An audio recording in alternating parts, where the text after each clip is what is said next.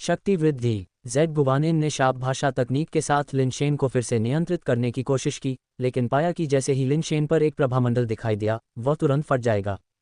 लिन Shane के शरीर पर लगे घाव तुरंत ठीक हो गए, जबकि जेड गुवानिन को लगी चोटों के कारण उसके शरीर पर और अधिक दरारें दिखाई देने लगीं।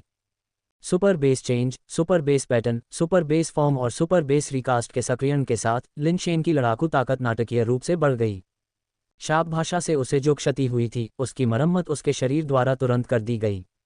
उसके चारों ओर हो रहे तीव्र युद्ध से उत्पन्न शक्ति में उतार चढ़ाव के कारण सुपर बेस पैटर्न को विश्व की शक्ति को अवशोषित करने में सहायता मिली, जो ज्वार की लहर की तरह बढ़ गई। ऐसे युद्ध के मैदान में लिन शेन अपनी सारी मारक क्षमता के साथ पानी में मछली की तरह था। जेड गुवानिन ने अब लिन शेन पर शाप भाषा शक्ति से हमला करने की हिम्मत नहीं की। अगर वह जारी रखता तो लिन शेन ठीक हो जाता, लेकिन उसका अपना शरीर ढह जाता।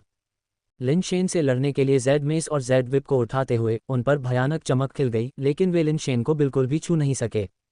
लिन शेन सफिंग सटेप के साथ आगे बढ़े, उनका शरीर शिथिल था जैसे कि वह कोई नृत्य खेल खेल रहे हों। उनकी हरकतें बहते बादलों और बहते पानी की तरह तरल थीं, और ब्लेड क्यूई जिसे उन्होंने लापरवाही से घुमाया वह अप्रत्याशित था, अक्सर अप्रत्याशित कोनों से जेड गुवानिन पर प्रहार करता था। पब फ्यूचर द्वारा विज्ञापन। लिन शेन अब पूरी तरह से सहज दिखाई दे रहा था। वह सीधे जेड गुवानिन के पास गया, अपनी बाहें नीचे लटका दी और जेड गुवानिन को उस पर हमला करने दिया। जेड गुवानिन ने अपने डबल लाइफ बेस को उन्मत्तता से घुमाया, लेकिन लिन शेन की लापरवाही ने उसके सभी हमलों को नष्ट कर दिया। ऐसा लग रहा था कि लिन शेन अपनी जान के लिए नहीं लड़ रहा था, ऐसा लग रहा था कि वह अपने प्रतिद्वंद्वी के साथ खेल रहा था। क्रोधित करने वाली बात यह थी कि चाहे लिन शेन कितना भी अविश्वसनीय या अभिमानी क्यों न दिखाई दे, जेड गुवानिन के हमले उस तक नहीं पहुंच सके। इसके बजाय लिन शेन का एक आकस्मिक वार अप्रत्याशित रूप से जेड गुवानिन को काट देगा, जिससे उस पर घाव के बाद घाव हो जाएगा। जेड गुवानिन वास्तव में भागना चाहता था, लेकिन वह कैसे भाग सकता था? वह एक कदम पीछे हट गया। लिन शेन ने उसका पीछा किया, हमेशा जेड गुवानिन के सामने झूलता हुआ। जेड गुवानिन बच नहीं सका और उसके जवाबी हमले लिन शेन को नहीं मार सके। हालांकि लिन शेन उसके ठीक सामने था, इतना करीब कि उसका चेहरा लगभग जेड मेस को छू रहा था। जेड गुवानिन के वार लिन शेन के हिलते हुए शरीर से पूरी तरह से बच गए। यहाँ तक कि हमला करते समय भी जेड गुवानिन लिन शेन की गलती में फंस गया और उसे काट लिया गया, जिससे उसके शरीर पर और अधिक घाव हो गए। यहाँ तक कि लड़ते समय भी लिन शेन ने इत्मीनान से इनहेरिटेंस फैन का उपयोग किया, इसे आगे पीछे हिलाया, जिससे उड़ान प्रतिबंध लगा और आसपास के छद्ममर प्राणियों पर नकारात्मक प्रभाव पड़ा। लड़ाई बेहद विचित्र हो गई, मानो केवल जेड गुवानिन ही हताश होकर लड़ रही थी, जबकि लिन शेन सिर्फ खेल रहा था। एक गंभीर था और दूसरा उदासीन, एक हताश था और दूसरा खेल रहा था।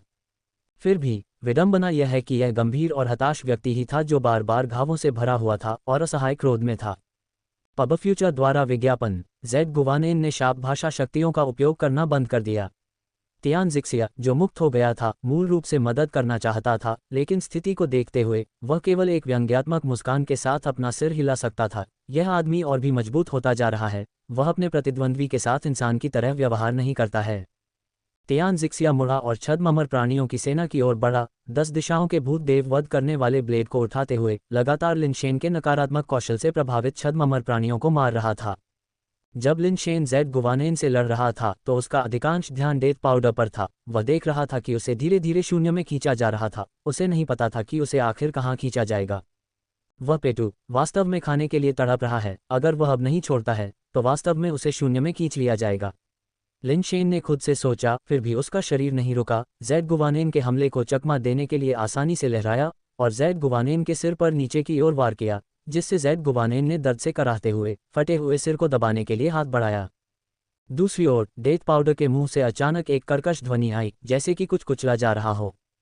उसके मुंह में स्थित ऑर्डर लाइट चेन बाहर निकल आए और शून्य में गायब हो गई। डेथ पाउडर के मुंह से चटकने की आवाज जारी रही और वास्तव में इसने शक्ति के मुकुट को बलपूर्वक कुचल दिया। वास्तव में ये पूरी तरह से कुचला नहीं गया था, क्योंकि यदि यह वास्तविक क्राउन ऑफ स्ट्रेंथ होता तो डेथ पाउडर की वर्तमान क्षमता के साथ इसे बिल्कुल भी नुकसान पहुंचाना संभव नहीं होता। हालांकि शक्ति के मुकुट की अधिकांश शक्ति को ऑर्डर लाइट चेन द्वारा खींच लिया गया, जिससे शक्ति के नियम की केवल थोड़ी सी ऊर्जा बची रही, जिसने डेथ पाउडर को एक अवसर प्रदान किया। फिर भी कोई भी निर्वाण प्राणी ऐसा हासिल नहीं कर सकता। शक्ति के मुकुट की आखिरी ताकत डेथ पाउडर के मुंह में बिखर गई और निगल ली गई। यद्यपि यह शक्ति के नियम की एक छोटी सी शक्ति थी, यह अमर नियमों की वास्तविक शक्ति थी, जो किसी भी उपशाखा कानून शक्तियों से अतुलनीय थी। सफ़ेद दाग से छुटकारा पा सकते हैं, बस इस आसान ट्रिक की मदद लें। भारतीय इतिहास की उच्च श्रेणी की 7 रोमानीय रियासतें। शक्ति के नियम के इस अंश को निगलने मात्र से ही डेथ पाउडर में एक अजीब परिवर्तन आ गया। डेथ पाउडर का शरीर सिकुड़कर छोटा हो गया, फिर भी ऐसा लग रहा था कि वह भारी हो गया है तथा अपने नीचे के स्थान को दबा रहा है और विकृत कर रहा है। लिनशेन को अचानक लगा कि उसकी ताकत लगातार बढ़ रही है। उसने लड़ते समय अपनी विशेषताओं पर ध्यान दिया और पाया कि यह कोई भ्रम नहीं था। उसकी ताकत वास्तव में तेजी से बढ़ रही थी। उसकी ताकत विशेषता, जो मूल रूप से 3000 से कम थी, पहले ही 4000 को पार कर चुकी थी और अभी भी बढ़ रही थी। असीम शक्ति अनुबंध। लिनशेन अपने दिल में खुश था, अपनी कलाई घड़ी पर संख्याओं को आसमान छूते हुए देख रहा था, जबकि उसने ज़ेड गुवानेन की ओर अपनी पीठ मोड़ ली और अपने बैकहैंड से लगातार वार किया, जिससे ज़ेड गुवानेन को बार बार पीछे हटने के लिए मजबूर होना पड़ा।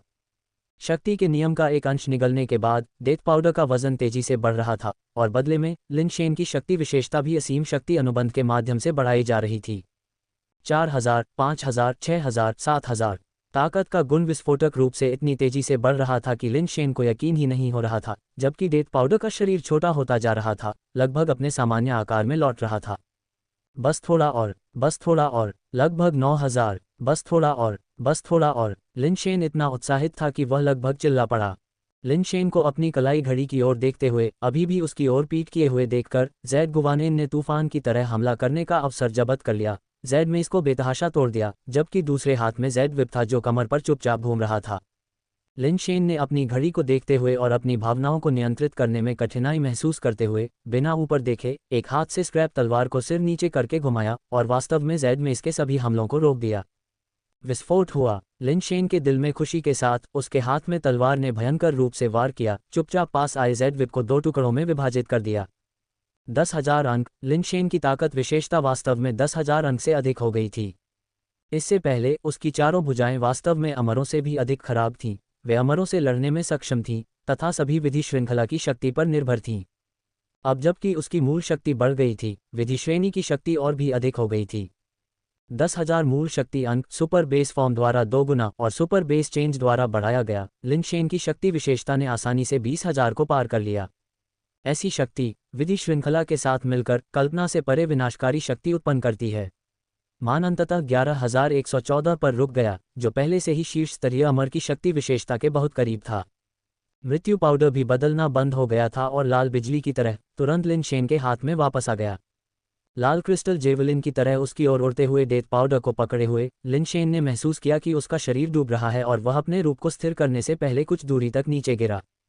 इतना भारी, कोई आश्चर्य नहीं कि स्ट्रेंथ डेस्पेरेशन पैक्ट ने मेरी ताकत इतनी बढ़ा दी। ऐसी ताकत के बिना मैं डेथ पाउडर को इस तरह नहीं पकड़ पाऊंगा जैसा कि यह अभी है। लिनशेन ने देखा कि ज़ेड गुवानेन भागने का अवसर लेने की कोशिश कर रहा था। उसका दिल हिल गया और उसने सीधे डेथ पाउडर उठाया और ज़ेड गुवानेन पर फेंक दिया। डेथ पाउडर अब अत्यधिक भारी हो गया था। सौभाग्य से लिनशेन की ताकत सुपर बेस फॉर्म और सुपर बेस चेंज द्वारा बढ़ा दी गई थी, अन्यथा वह वास्तव में इसके साथ खेलने में कामयाब नहीं हो पाता। जैसे ही उसने अपनी पूरी ताकत से डेथ पाउडर फेंका, वह ध्वनि के साथ हवा में फट गया, अंतरिक्ष को चीरता हुआ ज़ेड गुवानेन के पीछे प्रकट हुआ। ज़ेड गुवानेन ने आश्चर्य से पलटकर अपनी ज़ेड मेस और ब्रोकन विप को उठाया और डेथ पाउडर को रोकने की कोशिश की। लेकिन जिस क्षण उन्होंने संपर्क किया, ज़ेड मेस और ब्रोकन विप को डेथ पाउडर द्वारा चकनाचूर कर दिया गया, जो फिर ज़ेड गुवानेन के शरीर में घुस गया। भयानक शक्ति ने एक स्थानिक चीरने वाला प्रभाव पैदा किया, जिसने सीधे उसके शरीर को टुकड़े टुकड़े कर दिया, जिससे वह विस्फोट हो गया। जिस क्षण ज़ेड गुवानेन का शरीर फटा, ज़ेड की अंगूठी उसकी टूटी गर्दन से उड़ गई और एक पल में वह छद्मअमर प्राणियों की भीड़ में जा घुसी और गायब हो गई। लिनशेन मूल रूप से उसका पीछा करना चाहता था, लेकिन वाहिनी के भीतर छद्मअमर प्राणियों के समुद्र को देखकर वह जानता था कि अब उसे पकड़ना संभव नहीं था। डेथ पाउडर ने एक ही वार में ज़ेड गुवानेन को नष्ट कर दिया, हवा में घूम गया और लिनशेन की तरफ लौट आया। उसकी बाँह के चारों ओर लिपट गया, ऐसा लग रहा था जैसे रूबी कंगनों से भरा एक हाथ हो।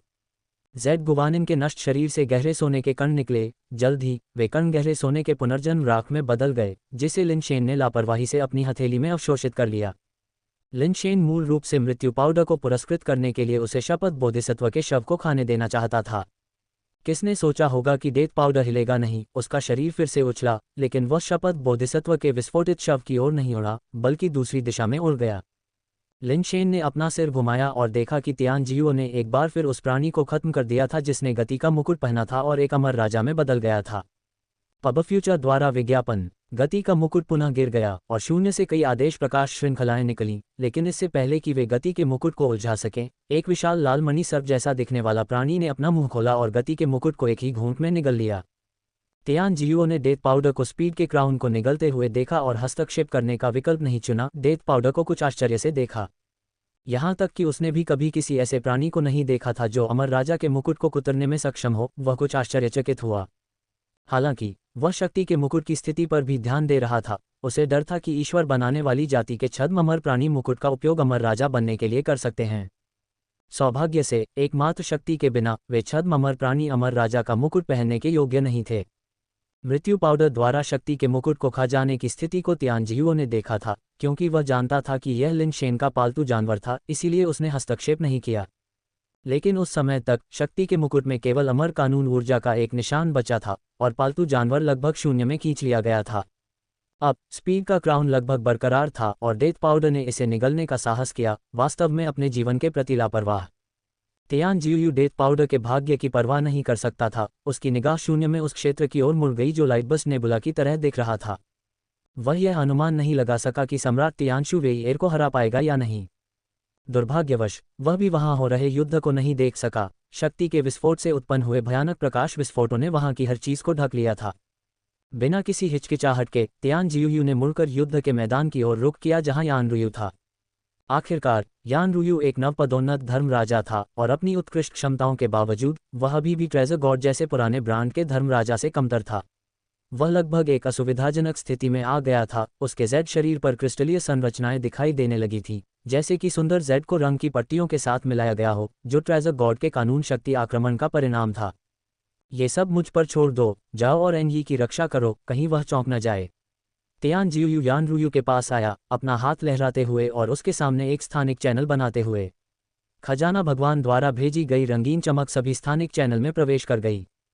खजाना भगवान के पीछे एक स्थानिक दरार दिखाई दी और इसके माध्यम से रंगीन चमक बाहर निकल गई और अप्रत्याशित रूप से खजाना भगवान की पीठ पर आ गिरी। पब फ्यूचर द्वारा विज्ञापन। खजाना भगवान का शरीर चमक के साथ फट गया, जिससे उनके द्वारा उत्सर्जित रंगीन प्रकाश बिखर गया। यान रुयु चुपचाप भाग गया। तियान जुए मनो के प्रांगण में वापस आया और बिना हिले डुले खड़ा रहा। उसके शरीर पर जेड लाइट ऊपर उठी, धीरे धीरे उसके शरीर पर आक्रमण करने वाली रंगीन क्रिस्टल अशुद्धियों को बाहर निकाल रही थी। डेथ पाउडर ने स्पीड के क्राउन को निगलने के बाद पाया कि शून्य में दिखाई देने वाली ऑर्डर लाइट चेन पीछे नहीं हटी, चेन सीधे डेथ पाउडर के शरीर में घुस गईं। डेथ पाउडर का शरीर वाकई मजबूत था, लेकिन लाइट चेन के सामने ऐसा लगता था कि वह अस्तित्वहीन है। चेन बिना किसी बाधा के गुजर रही थी। बस एक पल में उसका शरीर साही जैसा हो गया था, जो ऑर्डर लाइट चेन के घने नेटवर्क से जुड़ा हुआ था। ऑर्डर लाइट चेस को डेथ पाउडर के शरीर में कोई रुचि नहीं थी। उन्हें बस क्राउन ऑफ स्पीड की ऊर्जा को अवशोषित करने की आवश्यकता थी, ताकि गति का नियम ब्रह्मांडीय व्यवस्था में वापस आ सके। क्योंकि इसने शक्ति के नियम की थोड़ी सी ऊर्जा को निगल लिया था, डेथ पाउडर का शरीर अतुलनीय रूप से भारी हो गया और इसकी विनाशकारी शक्ति पहले की तुलना में काफी अधिक मजबूत हो गई। उसके शरीर के अंदर गियर के दांत पीसने वाली मशीन की तरह घूमने लगे और माणिक जैसे गियर पर शक्ति के नियम के निशान उभरने लगे। चीख चीख। गियरों के घिसने के कारण हालांकि स्पीड के क्राउन को कुचला नहीं जा सका। क्राउन पर अत्यंत धुंधली रेखाएं उभर आईं, जो नंगी आंखों से लगभग अदृश्य थीं। फिर भी वे बारीक रेखाएं अभी भी मौजूद थीं और गति के नियम की अगोचर ऊर्जा को पीसकर डेथ पाउडर द्वारा अवशोषित कर लिया गया था। डेथ पाउडर का शरीर अंततः ऑर्डर लाइट चेन के साथ प्रतिस्पर्धा नहीं कर सका। उसे एक बार फिर रसातल की ओर खींच लिया गया और लटका दिया गया। पहले वह केवल घसीटा जा रहा था, अब ऐसा लग रहा था जैसे असंख्य प्रकाश श्रृंखलाएं उसके शरीर में प्रवेश कर रही हों तथा उसे मृत सुअर की तरह शून्य की ओर खींच रही हों। लेकिन अब डेथ पाउडर का शरीर बहुत भारी हो गया था और इस प्रकार उसे पहले की तरह तेजी से नहीं खींचा जा रहा था। डेथ पाउडर ने हताशा में लाइट चेन को धीरे धीरे अपने शरीर को शून्य की ओर खींचने दिया और क्राउन ऑफ स्पीड को बुरी तरह से कुचल दिया। यह एक भूखे सुअर की तरह था जिसने 7 दिन और 7 रातों से कुछ नहीं खाया था। आखिरकार उसे खाना दिखाई दिया। उसने दूसरों की मार को अनदेखा किया और लगातार खाना खाया। जब तक प्रकाश श्रृंखलाएं उसे शून्य में खींचने वाली थीं, अनिच्छापूर्वक और अनिच्छा से उसने गति का मुकुट बाहर थूक दिया और लालसा से देखने लगा कि आदेश प्रकाश श्रृंखलाएं मुकुट को रसातल में खींच ले जा रही हैं। सामान्यतः order light chain crown of speed की समस्त ऊर्जा को सीधे अवशोषित कर लेती है, जिससे वह नष्ट हो जाती है। लेकिन ऐसी स्थितियां दुर्लभ होती हैं जहां इसे सीधे शून्य में खींच लिया जाता है।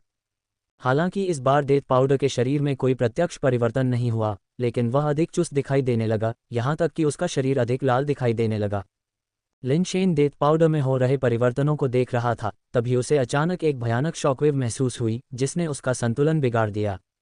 उसने अपना सिर घुमाकर देखा और देखा कि लाइट बस्ट नेबुला, जो लगातार विस्फोट कर रहा था, अचानक मंद हो गया था। दृष्टि की रेखा में कोई भी सम्राट तियानशु और वेई एर को शून्य में एक दूसरे के सामने देख सकता था। शेन का अनुमान, जो लोग उन्हें देख सकते थे उनमें से लगभग सभी की नज़रें उन पर टिकी थीं। ये युद्ध बहुत महत्वपूर्ण था क्योंकि इसमें दोनों पक्षों की सेनाओं के जीवन और मृत्यु का निर्धारण होना था। लिनशेन की निगाहें भी अंतरिक्ष की कई परतों को भेदती हुई तियानशु और वी2 पर टिक गईं। तियानशु के चारों ओर की चमक फीकी पड़ गई थी और एक कवच दिखाई दे रहा था जो संघनित प्रकाश से बना हुआ लग रहा था, जो बिना किसी क्षति या कमी के बरकरार था।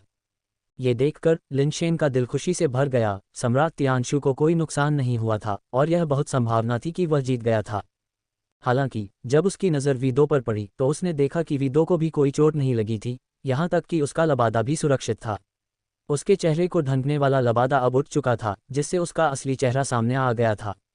वी2 का चेहरा देखने वाले सभी लोगों के भाव बदल गए, जिनमें देव निर्माण जाति के धर्मराजा भी शामिल थे।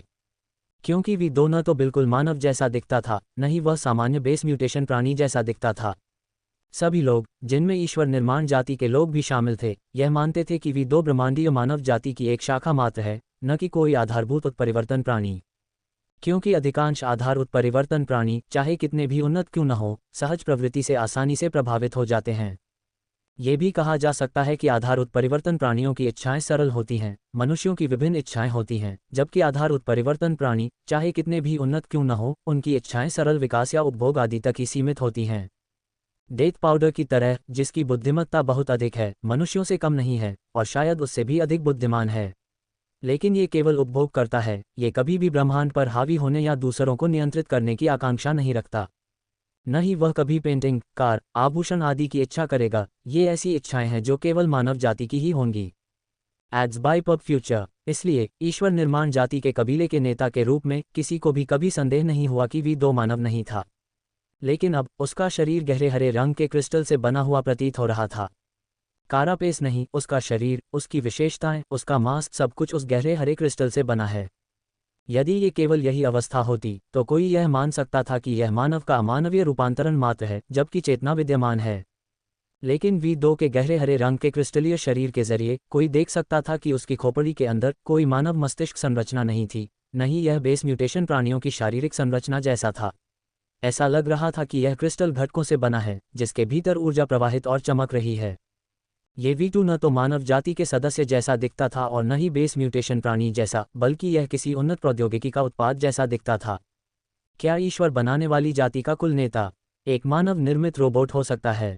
लिनशेन को यह कल्पना करना कठिन लगा। अगर वी2 वास्तव में एक मानव निर्मित रोबोट था तो ये दुनिया पागल हो जाएगी। एक मानव निर्मित रोबोट जो द्वैत धर्म राजा सम्राट तियानशु के बराबर लड़ने में सक्षम हो, यह एक बहुत ही भयानक विचार था। हमें ये जानना चाहिए कि मानव जाति में साधना अत्यधिक कठिन है। प्रत्येक व्यक्ति के साधना पथ का अनुकरण करना लगभग असंभव है, तथा सम्राट तियानशु जैसे शक्तिशाली व्यक्तियों का उभरना दुर्लभ है। सम्राट तियानशु की बात तो दूर, एक भी धर्म राजा का निर्माण करना एक बहुत ही कठिन काम है।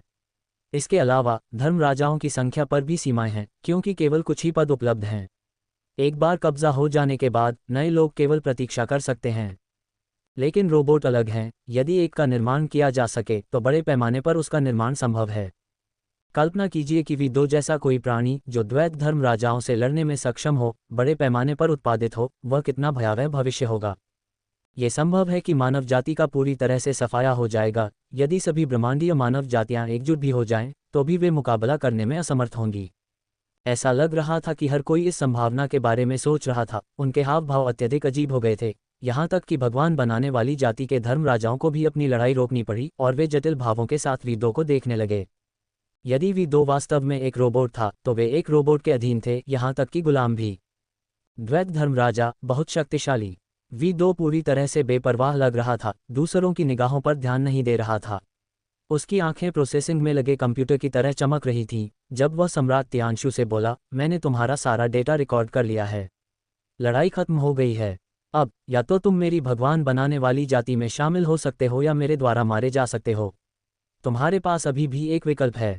लिनशेन ने V2 उसकी अभिव्यक्ति जटिलता का अवलोकन किया, क्योंकि अब वह स्पष्ट रूप से देख सकता था शून्य रेखाएं सम्राट तियांशु से जुड़ी नहीं थीं, बल्कि V2 से जुड़ी थीं। इसका मतलब यह था कि सम्राट तियांशु ने स्वर्ग और दिव्य प्राणियों के कौशल की साधना नहीं की थी, बल्कि V2 ने किसी तरह अपने शरीर को उस अज्ञात अस्तित्व से जोड़ दिया था। इससे लिनशेन को बहुत अधिक अटकलें लगाने का मौका मिला। यदि दिव्य न्यायालय वास्तव में अस्तित्व में था, तो स्वर्ग और दिव्य प्राणी कौशल में वर्णित दिव्य प्राणी दिव्य न्यायालय के भीतर के प्राणी या उनके जैसे प्राणी हो सकते हैं। इस प्रकार उनके सामने मौजूद V2 वास्तव में एक रोबोट हो सकता है, जिसे सेलेस्टियल कोर्ट के भीतर मौजूद संस्थाओं द्वारा नियंत्रित किया जाता है। लेकिन सेलेस्टियल कोर्ट में उन संस्थाओं ने ब्रह्मांड के मामलों को सदियों तक अनदेखा किया था, जिससे ब्रह्मांडीय जातियों को अपने आप विकसित होने दिया गया। अब V2 का अचानक प्रकट होना ये संकेत दे सकता है कि सेलेस्टियल कोर्ट उतना निष्क्रिय नहीं था जितना सभी ने सोचा था। वे शायद ब्रह्मांडीय स्थिति को सूक्ष्म रूप से प्रभावित कर रहे थे। गहरे परेशान करने वाले विचार। जितना अधिक लिनशेन ने सोचा, उतना ही वह भयभीत हो गया। हालांकि ये सब उनकी अटकलें थीं, परिकल्पना भी नहीं। शायद यह उतना जटिल नहीं था जितना लिनशेन ने सोचा था। हो सकता है कि V2 सिर्फ एक अजीब बेस म्यूटेशन प्राणी था। जब लिनशेन विचारों में खोए हुए थे, सम्राट तियांशु ने V2 का मजाक उड़ाते हुए कहा, मेरा डेटा रिकॉर्ड करना, क्या यह उपयोगी है? यह उपयोगी है। अब से तुम्हारी सारी हरकतें, हर हमला, हर हरकत, यहाँ तक कि हर नज़र और हर विचार मेरी गणना के दायरे में होंगे। कोई आश्चर्य नहीं होगा। V2 का स्वर भावहीन था, जो उसकी शारीरिक स्थिति के साथ मिलकर किसी को भी संदेह में डाल रहा था कि क्या वह एक रोबोट है।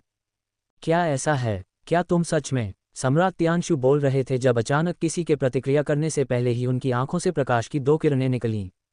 लगभग उसी समय, या उससे भी पहले, जब प्रकाश की किरणें उसके पास से गुजरी, V2 ने चलना शुरू कर दिया था। V2 शून्य से होते हुए सम्राट तियांशु की ओर बढ़ा। सम्राट तियांशु की आंखों में किरणें लगातार V2 की ओर बढ़ रही थीं। उन घनी, मकड़ी के जाले जैसी किरणों के बीच V2 इत्मीनान से टहल रहा था, आसानी से सभी किरणों से बच रहा था। नहीं, ऐसा नहीं था कि वह उनसे बच रहा था। अधिक सटीक रूप से, वह उनके लॉन्च होने से पहले ही आगे बढ़ गया था। सम्राट तियांशु के सभी हमले आधे बीच से भी धीमे लग रहे थे। सम्राट तियांशु पूरी तरह से देखा गया। लिनशेन के चेहरे पर आश्चर्य का भाव दिखा। द्वैत धर्म राजा सम्राट तियांशु के बारे में इस हद तक भविष्यवाणी की जाना अकल्पनीय था। अंत इस तरह की प्रत्याशा स्वर्ग और मनुष्य की एकता से स्वर्ग और दिव्य प्राणियों के कौशल में भिन्न है। स्वर्ग और मनुष्य की एकता की स्थिति के तहत प्रतिद्वंद्वी द्वारा कोई कदम उठाए जाने के बाद ही कोई प्रतिक्रिया कर सकता है, और अधिक से अधिक इसे केवल एक साथ माना जा सकता है। जैसे 2 व्यक्तियों के हाथों में एक डोरी बंधी हो, जब एक व्यक्ति का हाथ हिलता है तो डोरी खींचने से दूसरे व्यक्ति का हाथ भी हिलने लगता है। हालांकि एनई की भविष्यवाणी ऐसी नहीं है। वह सम्राट तियांशु के सामने जाता है, फिर भी सम्राट तियांशु केवल उसकी भविष्यवाणी के अनुसार ही कार्य कर सकता है, जो कुछ हद तक रोंगटे खड़े कर देने वाला एहसास कराता है। इस स्तर को प्राप्त करने के लिए सम्राट तियांशु के बारे में सब कुछ, यहाँ तक कि उनके विचारों के बारे में भी पूरी समझ होनी चाहिए, अन्यथा हर बार सम्राट के कार्यों को एक कदम आगे बढ़ाना असंभव होगा। किसी व्यक्ति से इस हद तक अपेक्षा की जाना दूसरों के सामने नग्न खड़े होने से भी अधिक शर्मनाक है। लिनशेन शायद ही कल्पना कर सके कि एनई ने ये कैसे हासिल किया। भले ही वह वास्तव में सुपर बुद्धिमान कंप्यूटिंग शक्ति वाला एक रोबोट है, इस हद तक गणना करना असंभव लगता है। अतीत में जब मानव प्रौद्योगिकी नष्ट नहीं हुई थी, तब बिग डेटा एल्गोरिदम भी बहुत अच्छे थे, जो सामान्य प्राथमिकताओं और व्यवहार को निर्धारित करने में सक्षम थे, लेकिन वे इस सीमा तक विस्तृत नहीं हो सकते थे। हालांकि दोबारा सोचने पर ब्रह्मांड में प्रौद्योगिकी मानव के ग्रह के समय की तुलना में बहुत अधिक शक्तिशाली है। शायद इस तरह के बुद्धिमान एल्गोरिदम बनाना वास्तव में संभव है। पिछली लड़ाई ने स्टार सिस्टम को हिलाकर रख दिया था, लेकिन अब ये लड़ाई भयावह रूप से शांत हो गई है। सम्राट तियांशु के हमले अब उसकी आंखों तक ही सीमित नहीं हैं, उसका पूरा शरीर एक सर्वशक्तिमान हत्या मशीन की तरह प्रतीत होता है। Ads by PubFuture. Linshen ने अपने जीवन काल में कई कौशल और तकनीकें देखी हैं, लेकिन उनमें से कोई भी उतनी नहीं थी जितनी सम्राट तियांशु इस्तेमाल करते थे। लिनशेन ने हमेशा सोचा था कि वही कौशल का महारथी है और कोई भी उससे ज़्यादा शक्तिशाली नहीं हो सकता। अधिक से अधिक वे समान स्तर पर होंगे। लेकिन सम्राट तियांशु के कौशल को देखने के बाद लिनशेन को अचानक ऐसा लगा जैसे वह कोई ऐसा व्यक्ति बन गया हो जो अभी अभी एक अलग पहाड़ी क्षेत्र से बाहर आया हो और पहली बार बाहरी दुनिया को देख रहा हो। ऐसा महसूस कर रहा हो जैसे वह किसी दूसरे आयाम में प्रवेश कर गया हो। ये बिल्कुल अकल्पनीय था। यहाँ तक कि अगर सम्राट तियांशु को वेई के स्तर पर लाया जाता तो भी वह अपने कौशल और तकनीकों से वेई को आसानी से कुचल सकता था। लेकिन सम्राट तियांशु के कौशल और तकनीक चाहे कितने भी दुर्जेय क्यों न हो, वे एनई के सामने पूरी तरह से अप्रभावी हैं। सब कुछ अंगी की अपेक्षा के अनुरूप है। अंगी का हर कदम उसके नीचे की जमीन को सिकोड़ता हुआ प्रतीत होता है तथा प्रत्येक कदम के साथ सम्राट तियांशु के शरीर के विभिन्न भागों में वह दिखाई देता है। आगे, पीछे, बाएं, दाएं, ऊपर और नीचे, चाहे अंगी कहीं भी चले, वास्तव में वह लगातार सम्राट तियांशु के करीब पहुंच रहा है। चाहे सम्राट तियांशु अपने आक्रमणों में कोई भी परिवर्तन कर ले, परिणाम वही रहेगा। कितना दिलचस्प है, तुम सच में मुझे मेरे सबसे करीबी लोगों से बेहतर समझते हो। ब्रह्मांड में अब कोई और नहीं होना चाहिए जो मुझे तुमसे बेहतर जानता हो, है ना? सम्राट तियांशु ने अचानक लड़ना बंद कर दिया और एंगी से बात की। कोई नहीं, अंगी ने सकारात्मक उत्तर दिया और बिना रुके सम्राट तियांशु की ओर अपने कदम जारी रखे। बहुत अच्छा, मैंने तुम्हें न मारने का फैसला किया है। अब से तुम मेरे निजी सेवक के रूप में काम करोगे। मेरे बारे में ऐसी समझ के साथ तुम निश्चित रूप से मेरी अच्छी सेवा करोगे। कार्यों को पूरी तरह से प्रबंधित करने के लिए मुझे तुमसे बात करने की भी आवश्यकता नहीं होगी। पूरे ब्रह्मांड में तुम्हारे जितना अच्छा कोई दूसरा सेवक नहीं है, सम्राट तियांशु ने कहा, जैसे एक प्रकार का अलौकिक आध्यात्मिक प्रकाश जो देखने में पारदर्शी प्रतीत होता है फिर भी अवलोकनीय रूपरेखा के साथ सूक्ष्म रूप से उसके शरीर से उभरा। आध्यात्मिक प्रकाश सम्राट तियांशु के शरीर पर एक विशाल देवता प्रकाश छाया में परिवर्तित हो गया। सम्राट तियांशु इस देवता प्रकाश छाया के मस्तिष्क स्थान पर लटका हुआ था। एड्स बाय पब फ्यूचर, उसके शरीर से एक भयानक चमक निकली जिसने देवता की प्रकाश छाया के पारदर्शी शरीर को तुरंत प्रकाश के एक चमकदार शरीर में बदल दिया। चूंकि आप सब कुछ भविष्यवाणी कर सकते हैं, तो भविष्यवाणी करें कि मेरा अगला प्रहार कहाँ होगा। जैसे ही सम्राट तियांशु की आवाज गूंजी, देवताओं की प्रकाश छाया प्रकाश में फूट पड़ी, जो सूर्य की तरह तारा अंतरिक्ष में चमक रही थी। एक क्षण में ही वहां सब कुछ नष्ट हो गया, यहां तक कि आसपास के ग्रह भी उस सर्वव्यापी चमक में पिघल गए। इस समय सम्राट तियांशु एक सितारे की तरह सभी चीजों को रोशन कर रहे थे, और एक देवता की तरह भी जो दुनिया में रोशनी लेकर आए। उनकी असीम चमक ने सब कुछ शुद्ध कर दिया। सम्राट तियांशु ने वेईयी को पूरी ताकत से हराने का इरादा किया, जिससे वेईयी को स्पष्ट संकेत मिल गया कि वह क्या करने वाला था, लेकिन वेईयी इसके बारे में क्या कर सकता था। बूढ़े चोर तियांशु की द्वैत साधना की दिव्य सत्ता तकनीक वास्तव में कुछ खास है, तियांजियू ने कहा। उसने अपनी आंखें मूंद ली क्योंकि वह शून्य में तेजी से फैलती हुई रोशनी को देख रहा था जिसने सब कुछ नष्ट कर दिया था। दिव्य जाति बहुत खुश थी। कुछ ने तो उत्साह से कहा, तो क्या हुआ अगर तुम सब कुछ गणना कर सकते हो? पूर्ण शक्ति के सामने सबसे अच्छी योजनाएं भी व्यर्थ हैं।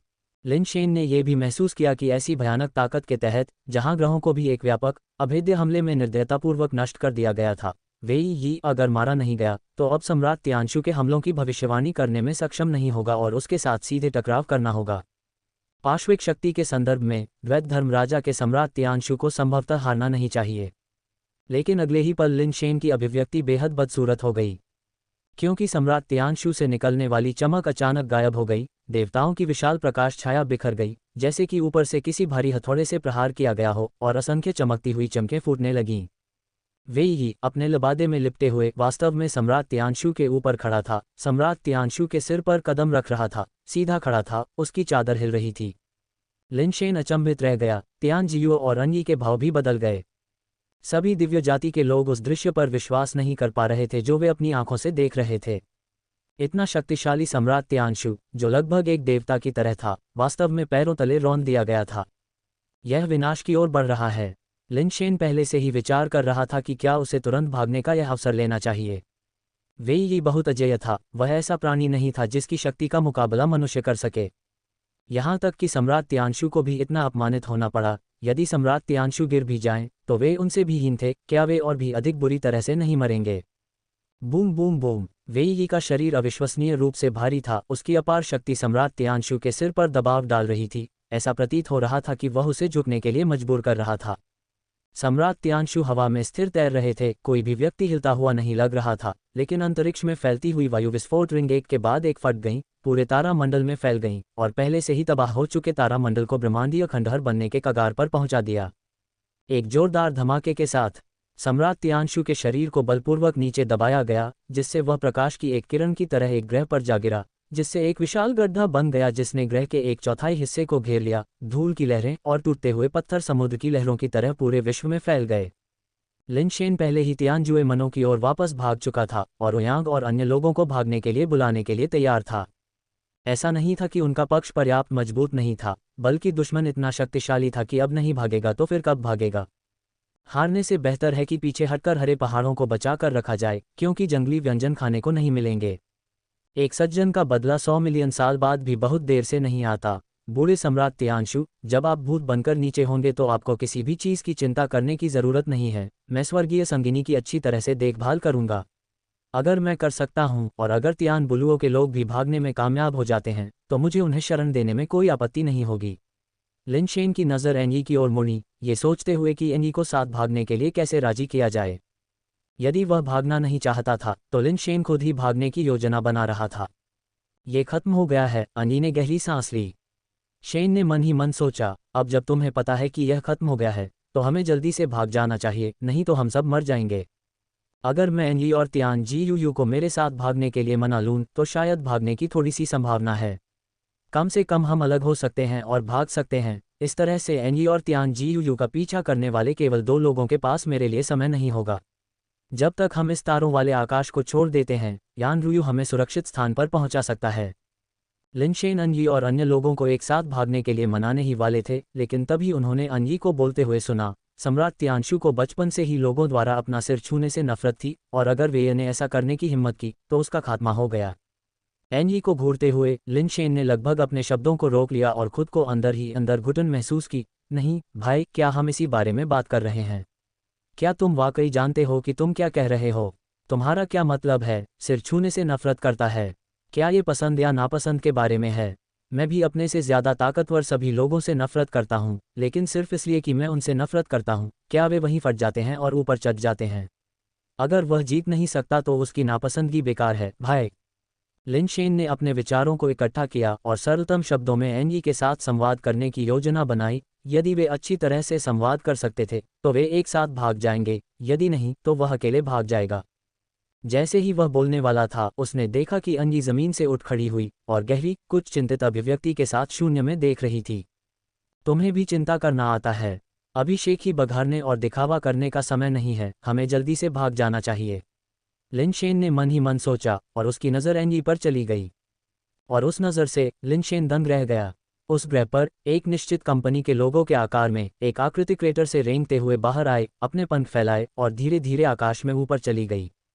लिनशेन ने उस आकृति को शून्यता से देखा। गड्ढे से बाहर निकलने वाला व्यक्ति स्वाभाविक रूप से सम्राट तियानशु था, लेकिन अब सम्राट तियानशु पहले वाला सम्राट तियानशु नहीं रह गया था। पहले सम्राट तियानशु एक सुंदर और आकर्षक मध्यम आयु वर्ग का व्यक्ति था, लेकिन अब वह लगभग भूरे पंखों वाला एक बूढ़ा स्वर्गीय व्यक्ति था। थोड़ा गंजा था, एक बूढ़ा चेहरा था जो लिनशेन को बहुत परिचित लगा। अरे, झबरा बूढ़ा दिव्य सम्राट तियानशु है। लिनशेन अवाक रह गया। पब फ्यूचर द्वारा विज्ञापन। उसने अनगिनत बार कल्पना की थी कि सम्राट तियानशु कैसा दिखता होगा, लेकिन उसने कभी उम्मीद नहीं की थी कि वह ऐसा दिखेगा। ऐसा लगता है कि ये सब सिर्फ इसलिए नहीं हुआ क्योंकि मैं भाग्यशाली था। लिनशेन की अभिव्यक्ति एक पल के लिए जटिल हो गई। उसने सोचा कि सम्राट तियानशु ने वास्तव में उसकी देखभाल किए बिना उससे सिर्फ काम करवाया था, लेकिन अब ऐसा लग रहा था कि पूरी तरह से सच ऐसा नहीं था। ऐसे समय पर मुझे ये बताना वास्तव में मुझे मुश्किल स्थिति में डाल रहा है। लेकिन वास्तव में कोई रास्ता नहीं है, मैं उसे हरा नहीं सकता। मैं केवल तब तक इंतजार कर सकता हूं जब तक मैं बाद में आपसे बदला लेने के लिए पर्याप्त मजबूत न हो जाऊं। हालांकि लिनशेन को अब पता था कि सम्राट तियानशु उसकी कल्पना से अलग था, फिर भी उसने भागने का विचार नहीं छोड़ा। यहाँ तक कि सम्राट तियानशु, जिन्हें एंगी ने अपने शिखर पर बहाल किया था, वे या के सामने कोई मुकाबला नहीं कर सकते थे। अब उनकी वृद्धावस्था की तो बात ही छोड़िए। जैसे ही लिनशेन अपने विचार व्यक्त करने वाले थे, तियान शियाओया ने कहा, सम्राट ने अपनी चरम शक्ति खो दी है, क्या ये वास्तव में ठीक है? आपको इस बारे में कुछ गलतफहमी हो सकती है कि उसका शिखर क्या था, एनी ने एक जटिल भाव के साथ कहा, क्योंकि उसने शून्य में झबरा बूढ़े सम्राट तियानशु को देखा था। आप सोचते हैं, इन 1000 सालों में हमारी जाति के लगभग 1/3 संसाधन कहाँ चले गए? उनका उपयोग किस लिए किया गया? क्या वे सम्राट स्वयं द्वारा खर्च नहीं किए गए थे? तियान शियाओया ने लगभग सीधे सम्राट तियानशु का नाम लिया। एंगी के मुंह पर मुस्कुराहट फैल गई। सही है, ये वास्तव में तियानशु पर खर्च किया गया था, लेकिन कई लोगों की सोच के विपरीत, उनमें से अधिकांश संसाधन खाने पीने और मौज मस्ती पर बर्बाद नहीं किए गए थे, बल्कि एक चीज़ की तैयारी में बर्बाद किए गए थे। हर कोई दंग रह गया। वे हमेशा से जानते थे कि सम्राट तियानशु अत्यधिक विलासी और एक फिजूल खर्च स्वर्गीय सम्राट था, लेकिन अब एंगी जो कह रही है वह सम्राट तियानशु के बारे में उनकी समझ को पूरी तरह से पलट देता है। क्या आप ये कह रहे हैं कि आपने पहले ही हमारी दिव्य जाति के प्रति ईश्वर निर्माण जाति के बुरे इरादों का पता लगा लिया था, इसलिए आप इस दिन के लिए शक्ति जमा कर रहे थे? तियान शियाओया ने उत्साह से बोलते हुए यह बात समझी।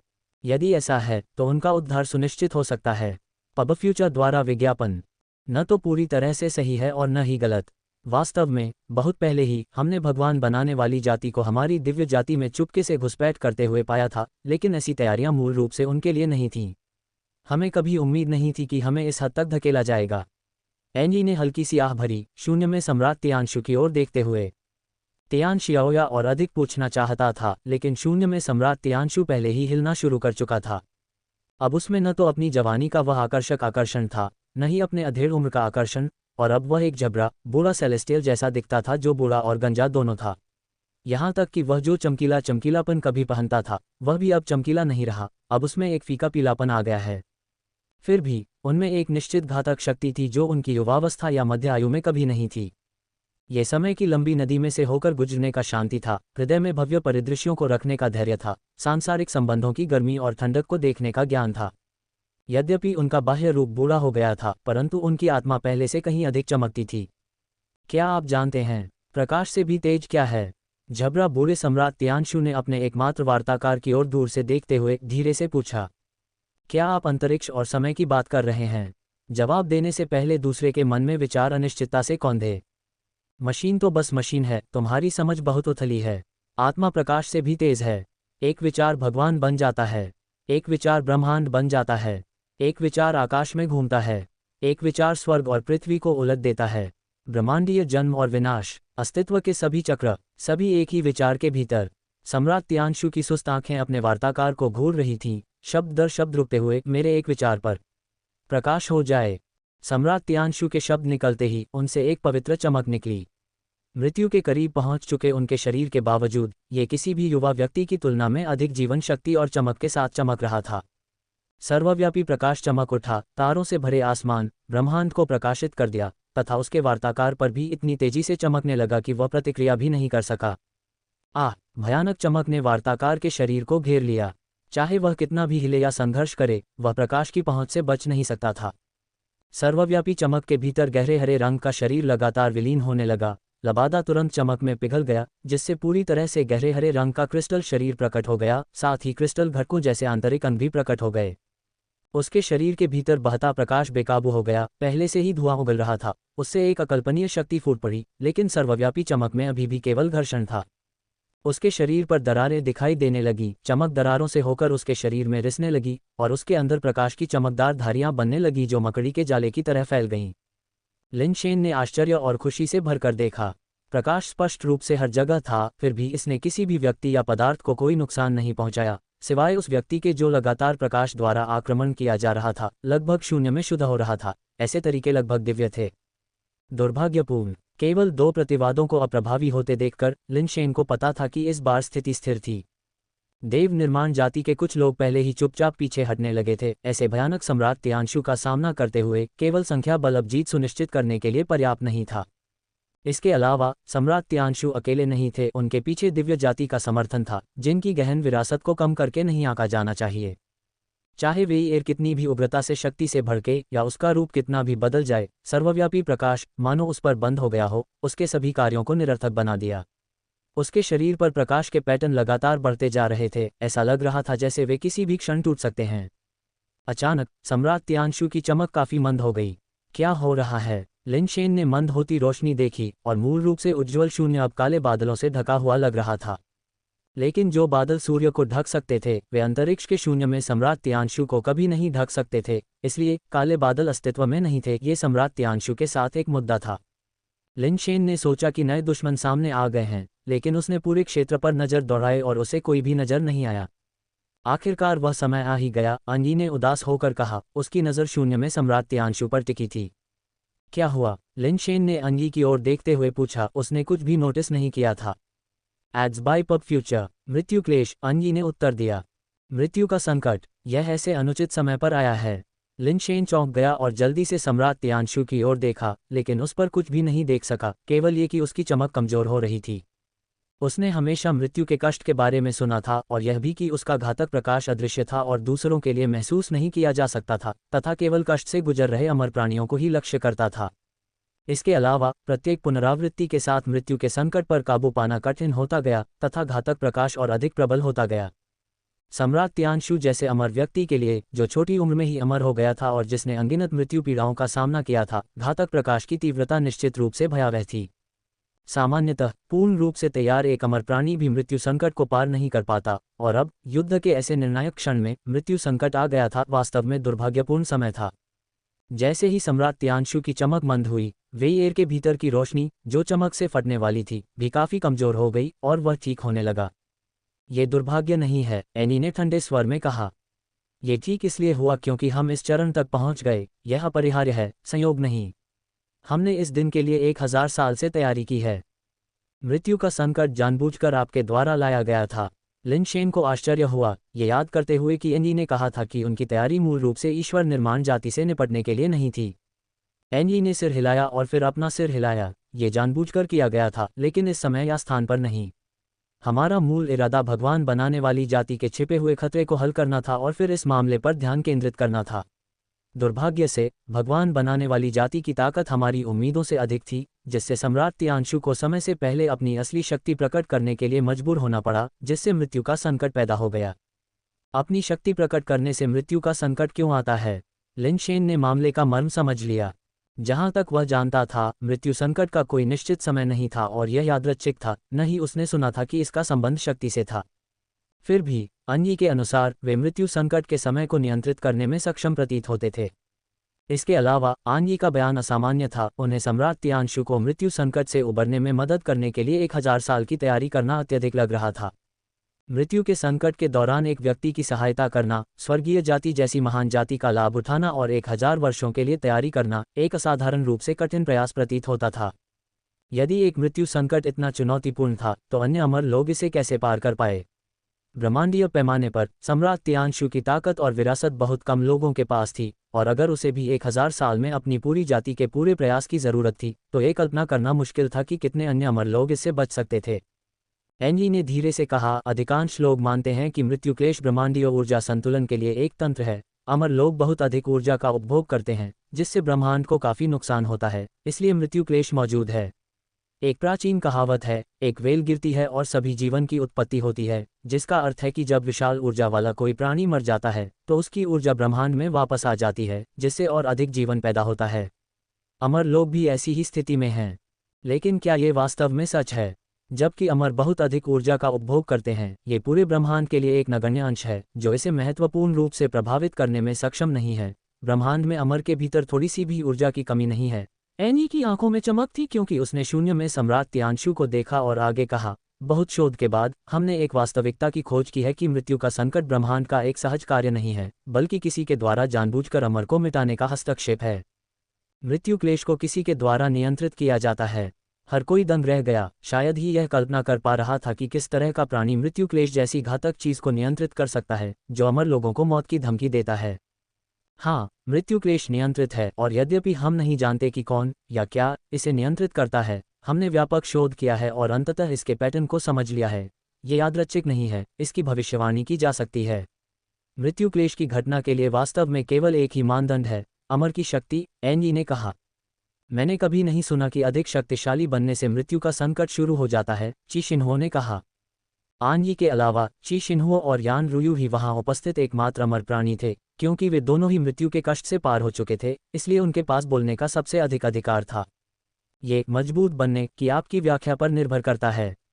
यदि कोई शारीरिक गुण वृद्धि को मजबूत बनने के रूप में मानता है, तो वास्तव में मृत्यु क्लेश से कोई संबंध नहीं है, एनी ने समझाया। मैं जिस चीज का उल्लेख कर रहा हूं वह है दायरे और किसी के गुण के बीच का बेमेल।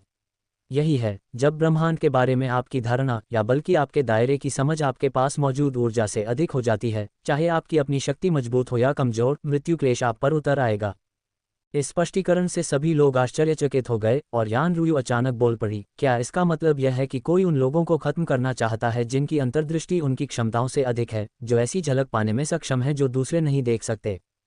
सही है, एनी ने प्रशंसा भरी नजरों से यान रुयू को देखा। हमने सिर्फ ये पता लगाने के लिए 1000 साल तक तैयारी की है कि कौन सब कुछ नियंत्रित करता है, कौन ब्रह्मांड के बारे में हमारी समझ को सीमित करना चाहता है, कौन हमारे विकासवादी मार्ग को अवरुद्ध करना चाहता है। और यह सब केवल मृत्यु के संकट से ही शुरू हो सकता है। लिनशेन और अन्य लोग अचंभित होकर सुनते रहे। सम्राट तियानशु के इरादे शुरू से ही मृत्यु के संकट पर विजय पाने जैसे सरल नहीं थे, वह इसके पीछे के व्यक्ति को उजागर करना चाहता था। ऐसा विचार चौंका देने वाला था और अब वास्तव में समय नहीं था। ईश्वर निर्माण जाति का समाधान होना अभी बाकी था। वेईएर को मारा नहीं गया था और मृत्यु का संकट पहले ही आ चुका था, यह एक स्पष्ट आपदा थी। दुर्भाग्यपूर्ण, केवल 2 प्रतिवादों को अप्रभावी होते देखकर लिनशेन को पता था कि इस बार स्थिति स्थिर थी। देव निर्माण जाति के कुछ लोग पहले ही चुपचाप पीछे हटने लगे थे। ऐसे भयानक सम्राट तियानशु का सामना करते हुए केवल संख्या बल अब जीत सुनिश्चित करने के लिए पर्याप्त नहीं था। इसके अलावा सम्राट तियानशु अकेले नहीं थे, उनके पीछे दिव्य जाति का समर्थन था, जिनकी गहन विरासत को कम करके नहीं आंका जाना चाहिए। चाहे वेईएर कितनी भी उग्रता से शक्ति से भड़के या उसका रूप कितना भी बदल जाए, सर्वव्यापी प्रकाश मानो उस पर बंद हो गया हो, उसके सभी कार्यों को निरर्थक बना दिया। उसके शरीर पर प्रकाश के पैटर्न लगातार बढ़ते जा रहे थे, ऐसा लग रहा था जैसे वे किसी भी क्षण टूट सकते हैं। अचानक सम्राट तियानशु की चमक काफी मंद हो गई। क्या हो रहा है? लिनशेन ने मंद होती रोशनी देखी और मूल रूप से उज्ज्वल शून्य अब काले बादलों से ढका हुआ लग रहा था। लेकिन जो बादल सूर्य को ढक सकते थे, वे अंतरिक्ष के शून्य में सम्राट तियानशु को कभी नहीं ढक सकते थे, इसलिए काले बादल अस्तित्व में नहीं थे। ये सम्राट तियानशु के साथ एक मुद्दा था। लिनशेन ने सोचा कि नए दुश्मन सामने आ गए हैं, लेकिन उसने पूरे क्षेत्र पर नजर दौड़ाई और उसे कोई भी नजर नहीं आया। आखिरकार वह समय आ ही गया, अंजी ने उदास होकर कहा। उसकी नज़र शून्य में सम्राट तियानशु पर टिकी थी। क्या हुआ? लिनशेन ने अंजी की ओर देखते हुए पूछा। उसने कुछ भी नोटिस नहीं किया था। मृत्यु क्लेश, अंजी ने उत्तर दिया। मृत्यु का संकट, यह ऐसे अनुचित समय पर आया है। लिनशेन चौंक गया और जल्दी से सम्राट तियानशु की ओर देखा, लेकिन उस पर कुछ भी नहीं देख सका, केवल ये कि उसकी चमक कमजोर हो रही थी। उसने हमेशा मृत्यु के कष्ट के बारे में सुना था और यह भी कि उसका घातक प्रकाश अदृश्य था और दूसरों के लिए महसूस नहीं किया जा सकता था, तथा केवल कष्ट से गुजर रहे अमर प्राणियों को ही लक्ष्य करता था। इसके अलावा प्रत्येक पुनरावृत्ति के साथ मृत्यु के संकट पर काबू पाना कठिन होता गया तथा घातक प्रकाश और अधिक प्रबल होता गया। सम्राट तियानशु जैसे अमर व्यक्ति के लिए, जो छोटी उम्र में ही अमर हो गया था और जिसने अनगिनत मृत्यु पीड़ाओं का सामना किया था, घातक प्रकाश की तीव्रता निश्चित रूप से भयावह थी। सामान्यतः पूर्ण रूप से तैयार एक अमर प्राणी भी मृत्यु संकट को पार नहीं कर पाता, और अब युद्ध के ऐसे निर्णायक क्षण में मृत्यु संकट आ गया था। वास्तव में दुर्भाग्यपूर्ण समय था। जैसे ही सम्राट तियानशु की चमक मंद हुई, वेईएर के भीतर की रोशनी, जो चमक से फटने वाली थी, भी काफी कमजोर हो गई और वह ठीक होने लगा। ये दुर्भाग्य नहीं है, एनी ने ठंडे स्वर में कहा। ये ठीक इसलिए हुआ क्योंकि हम इस चरण तक पहुंच गए। यह अपरिहार्य है, संयोग नहीं। हमने इस दिन के लिए 1000 साल से तैयारी की है। मृत्यु का संकट जानबूझकर आपके द्वारा लाया गया था। लिनशेन को आश्चर्य हुआ, ये याद करते हुए कि एनी ने कहा था कि उनकी तैयारी मूल रूप से ईश्वर निर्माण जाति से निपटने के लिए नहीं थी। एनी ने सिर हिलाया और फिर अपना सिर हिलाया। ये जानबूझकर किया गया था, लेकिन इस समय या स्थान पर नहीं। हमारा मूल इरादा भगवान बनाने वाली जाति के छिपे हुए खतरे को हल करना था और फिर इस मामले पर ध्यान केंद्रित करना था। दुर्भाग्य से भगवान बनाने वाली जाति की ताकत हमारी उम्मीदों से अधिक थी, जिससे सम्राट तियानशु को समय से पहले अपनी असली शक्ति प्रकट करने के लिए मजबूर होना पड़ा, जिससे मृत्यु का संकट पैदा हो गया। अपनी शक्ति प्रकट करने से मृत्यु का संकट क्यों आता है? लिनशेन ने मामले का मर्म समझ लिया। जहां तक वह जानता था, मृत्यु संकट का कोई निश्चित समय नहीं था और यह यादृच्छिक था, न ही उसने सुना था कि इसका संबंध शक्ति से था। फिर भी अंजी के अनुसार वे मृत्यु संकट के समय को नियंत्रित करने में सक्षम प्रतीत होते थे। इसके अलावा आंजी का बयान असामान्य था। उन्हें सम्राट तियानशु को मृत्यु संकट से उबरने में मदद करने के लिए 1000 साल की तैयारी करना अत्यधिक लग रहा था। मृत्यु के संकट के दौरान एक व्यक्ति की सहायता करना, स्वर्गीय जाति जैसी महान जाति का लाभ उठाना और 1000 वर्षों के लिए तैयारी करना एक असाधारण रूप से कठिन प्रयास प्रतीत होता था। यदि एक मृत्यु संकट इतना चुनौतीपूर्ण था, तो अन्य अमर लोग इसे कैसे पार कर पाए? ब्रह्मांडीय पैमाने पर सम्राट तियानशु की ताकत और विरासत बहुत कम लोगों के पास थी, और अगर उसे भी 1000 साल में अपनी पूरी जाति के पूरे प्रयास की जरूरत थी, तो ये कल्पना करना मुश्किल था कि कितने अन्य अमर लोग इससे बच सकते थे। एनजी ने धीरे से कहा, अधिकांश लोग मानते हैं कि मृत्यु क्लेश ब्रह्मांडीय ऊर्जा संतुलन के लिए एक तंत्र है। अमर लोग बहुत अधिक ऊर्जा का उपभोग करते हैं, जिससे ब्रह्मांड को काफी नुकसान होता है, इसलिए मृत्यु क्लेश मौजूद है।